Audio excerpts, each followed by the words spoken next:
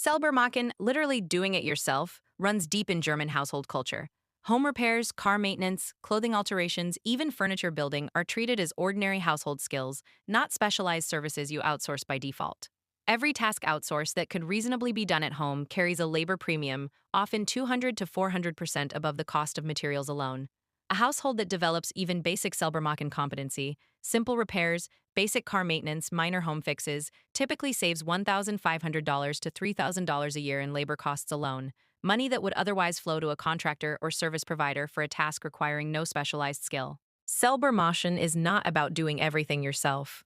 It is about knowing what you can handle before paying someone else. Small household skills create financial advantages over time. Every time you repair instead of replace, you keep more money in your pocket. Replacing everything creates a cycle of unnecessary spending. German households traditionally viewed maintenance as protecting wealth. A well-maintained item lasts longer and delays the need for a costly replacement. This mindset changes how people view everyday objects. A broken chair is not automatically trash. It is a repair opportunity. Small decisions like these quietly build financial independence.